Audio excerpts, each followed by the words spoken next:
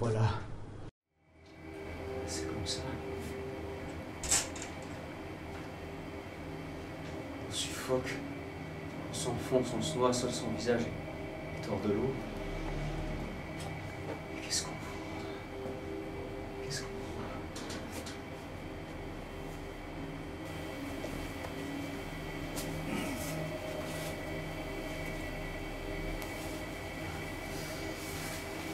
Je regarde la situation de face.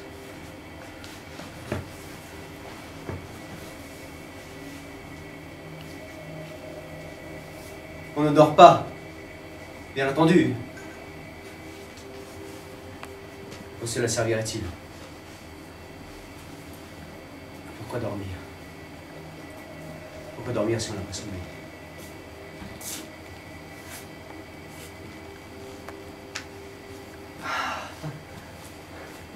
La vie, sans coupure. Alors je vais vivre sans sommeil. Alors je vais garder les yeux ouverts. Pour toujours. Les yeux ouverts. Il fera grand jour. Il fera grand jour dans mes yeux. Et dans ma tête.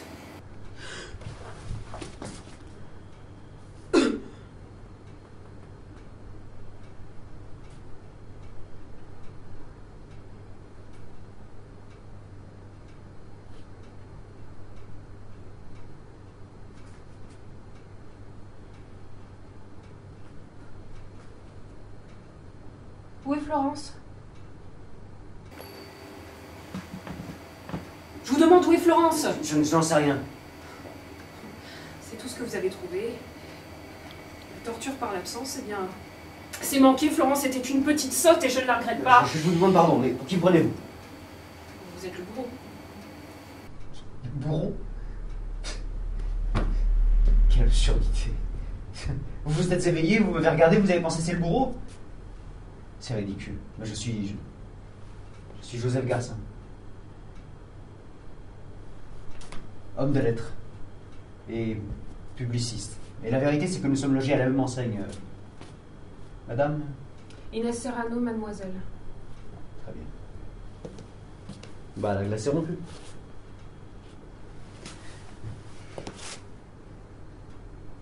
Ainsi, vous me trouvez la mine d'un bourreau?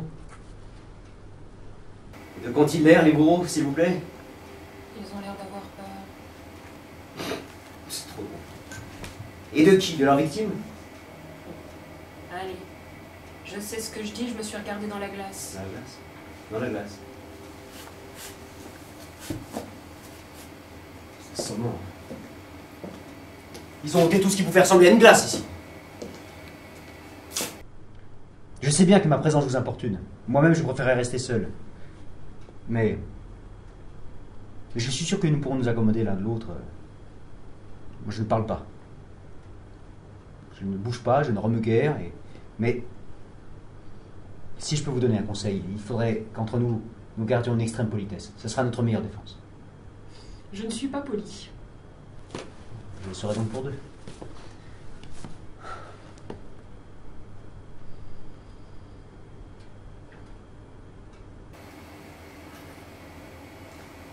Votre bouche. Vous ne pourriez pas arrêter avec votre bouche, elle tourne comme une toupie sous votre nez. Excusez-moi, je ne m'en rendais pas compte. C'est ce que je vous reproche.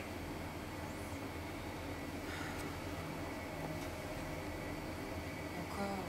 Vous prétendez être poli et vous laissez votre visage à l'abandon. Vous n'êtes pas seul. Vous n'avez pas le droit de m'infliger le spectacle de votre peur. Ah, vous n'avez pas peur, monsieur. Pourquoi faire? La peur c'était bon avant quand nous gardions de l'espoir. Mais il n'y a plus d'espoir. Et nous sommes toujours avant. Nous n'avons pas fini de souffrir, mademoiselle. Je sais. Alors qu'est-ce qui va venir? Je ne sais pas, j'attends. Non!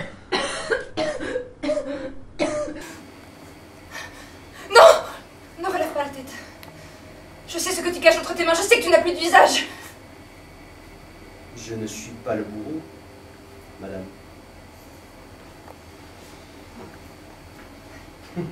Je ne vous prenais pas pour le bourreau, J'ai cru que quelqu'un voulait me faire une plaisanterie.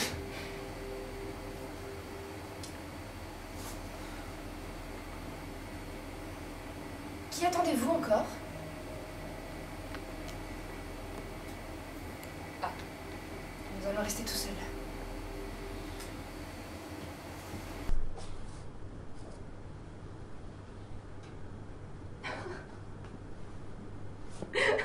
Il n'y a pas de quoi rire. Mais ces sièges sont si laids. Et voyez comment on les a disposés. J'ai l'impression que c'est le 1er de l'an et que je suis en visite chez ma tante Marie. Celui-ci est à moi, je suppose. C'est une catastrophe, je ne vais jamais pouvoir m'asseoir dessus. Je suis en bleu, il est vert épinard. Voulez-vous le mien? Le rouge à carreaux? Vous êtes très gentil, mais ça ne vaudrait guère mieux. Non, que voulez-vous? Chacun son lot, j'ai le vert, je le garde. Celui qui conviendrait à la rigueur, c'est celui de monsieur. Vous entendez, garçon? Hein? Ah, le tabouret.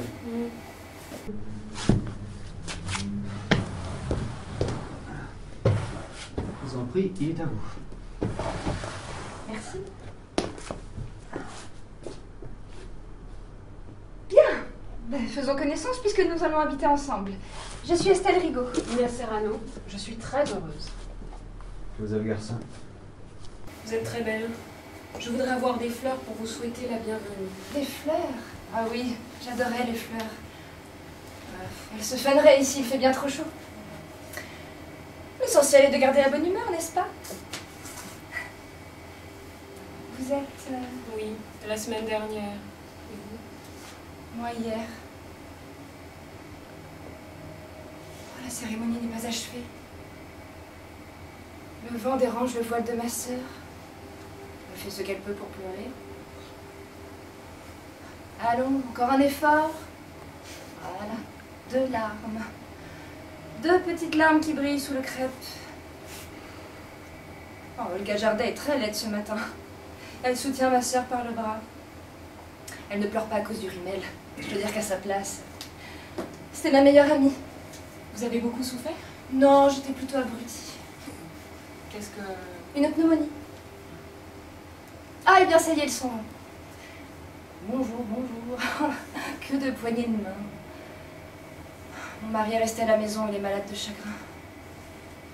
Et vous? Le gaz. Et vous, monsieur? 12 balles dans la peau. Ah, excusez-moi, je ne suis pas un mort de très bonne compagnie. Oh, cher monsieur, si seulement vous vouliez ne pas user de mots si crus. C'est choquant.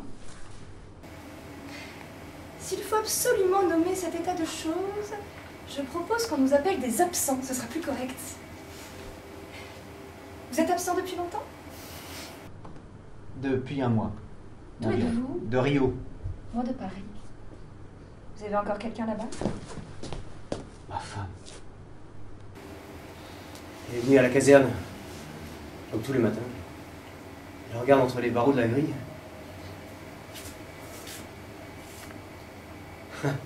C'est pas encore que je suis absent. Et sans doute. Elle s'en va à présent. Elle est toute noire. Bah tant mieux, elle n'aura pas à se changer. Ne pleure pas. Ne pleurez jamais. Il fait un grand soleil dans cette ruelle déserte là. Et elle est là, toute noire, avec ses grands yeux. Ses grands yeux de victime. Ce qui m'agace. Estelle? Monsieur Garcin, Ouais, vous êtes assis sur mon siège. pardon. Vous aviez l'air si absorbé. J'essaye de remettre ma vie en ordre. Et ce qui rit ferait aussi bien m'imiter. Oh, elle est en ordre, ma vie. Tout à fait en ordre. Elle s'est mise en ordre d'elle-même là-bas. Je n'ai pas besoin de m'en préoccuper. Vous trouvez que c'est si simple? Puis quelle chaleur, vous permettez que... Ah non. Non, j'ai horreur des hommes en bras de chemise. Bon. Moi je passais mes journées dans des salles de rédaction. Il faisait une chaleur de cloporte. Ah, d'ailleurs, il fait une chaleur de cloporte.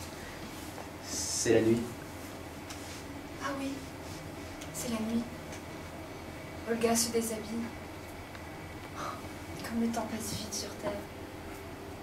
C'est la nuit. Ils ont mis les scellés sur la porte de ma chambre. Et la chambre est vide dans le noir. Ils ont posé leur veston sur le dos de leur chaise. Et retroussé leur manche au-dessus de leur coude. Ça sent l'homme. Et le cigare. J'aimais vivre au milieu d'hommes en bras de chemise, moi. Eh bien, nous n'avons pas les mêmes goûts, voilà ce que ça prouve. Vous aimez ça, vous, les hommes en chemise? En chemise ou non, je n'aime pas beaucoup les hommes.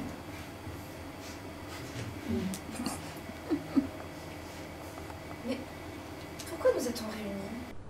Qu'est-ce que vous dites? Je vous regarde tous les deux et je me dis que nous allons demeurer ensemble.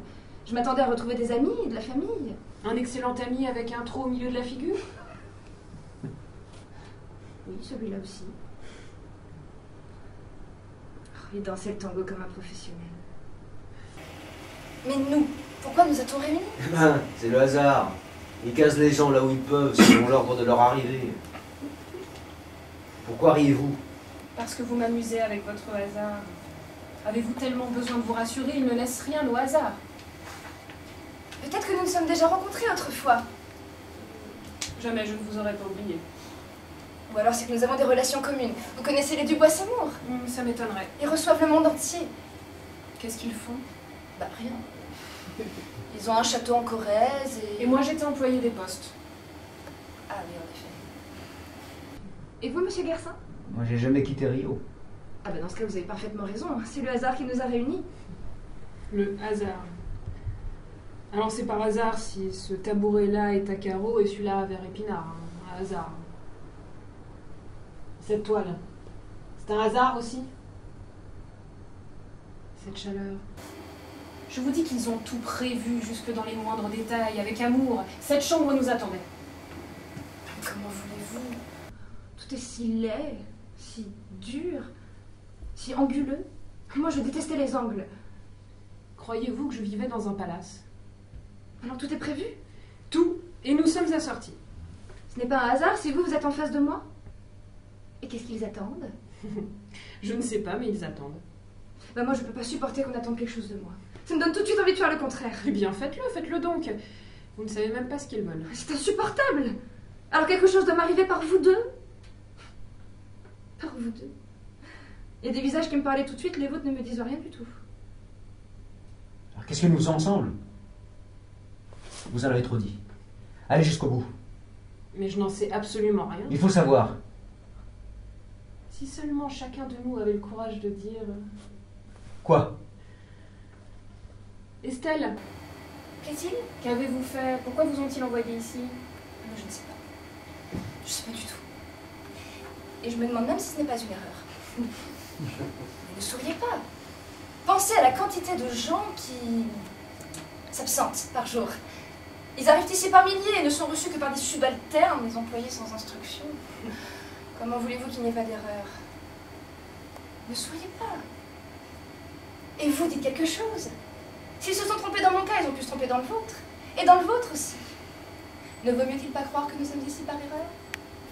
C'est tout ce que vous avez à nous dire. Que voulez-vous savoir de plus? J'ai rien à cacher. J'étais orpheline.